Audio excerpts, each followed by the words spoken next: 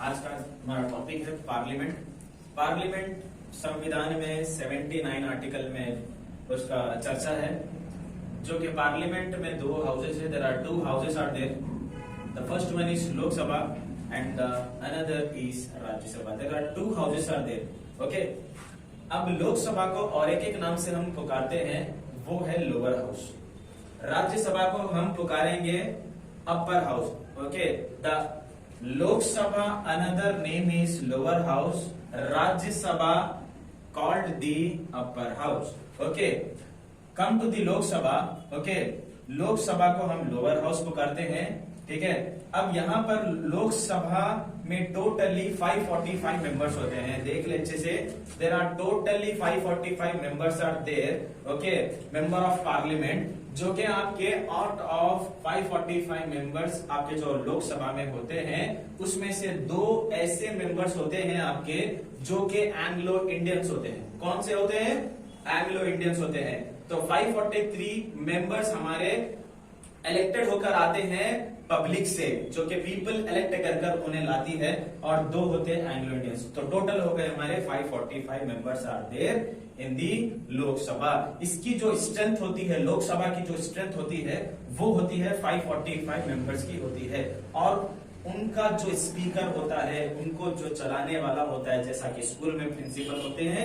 Okay, for example, जो बड़ा होता है आपके, वैसे ही आपके लोकसभा का जो बड़ा होता है, जो हीडेड करता है लोकसभा को, उसका नाम होता है स्पीकर। स्पीकर आप एमपी को टाइम अलॉट करता है बोलने के लिए, कौन से भी विषय के ऊपर चर्चा जो करते हैं एमपीज, जो कि आपके थोड़े दिन पहले इम्तियाज जलील ने फीफा अवार्ड के बारे में बोला कि जो सो हमें भी एक टीम बनाना चाहिए फीफा वर्ल्ड में। तो संसद में टाइम अलॉट करते हैं एमपीज को, जो कि करने वाले होते हैं स्पीकर।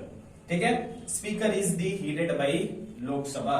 और कभी स्पीकर की तबीयत खराब हो गई या स्पीकर किसी वजह से नहीं आ सके, कभी वो छुट्टी पर चले गए, हॉलिडे पर चले गए, उनकी एब्सेंस में लोकसभा को चलाने के लिए लोकसभा का स्पीकर अगर मौजूद नहीं है, उनकी एब्सेंस में डिप्टी स्पीकर हीडेड करते हैं लोकसभा को।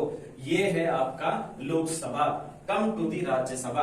राज्यसभा एक और एक जो हाउस होता है पार्लियामेंट में, जो कि हम इसको बोलते हैं अपर हाउस। अपर हाउस हम इसको बोलते हैं, इसकी टोटल स्ट्रेंथ होती है 250 जो मेंबर्स होते हैं, उसमें से 12 मेंबर्स लिंग्विस्टिक फील्ड्स के होते हैं। The meaning of linguistic field, other आपके जो भी डिफरेंट आपके लिंग्विस्टिक फील्ड के होते हैं, जो कि दूसरे जो जैसा कि फॉर एग्जांपल एक्टर्स होते हैं, एक्ट्रेस होते हैं, डांसर होते हैं, जो भी उनके फील्ड के माहिर होते हैं, उन्हें हम कहते हैं लिंग्विस्टिक फील्ड। जैसा कि रिसेंटली हमने यहाँ पर इमरान प्रतापगढ़ी को राज्यसभा की सीट दी है।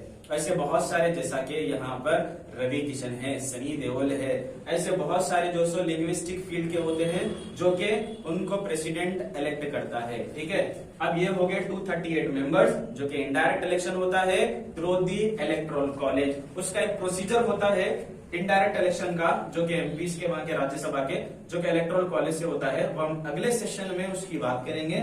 अब ये जो है राज्यसभा को हीडेड करने वाला, राज्यसभा का जो बड़ा होता है, उसको हम बोलेंगे चेयरमैन।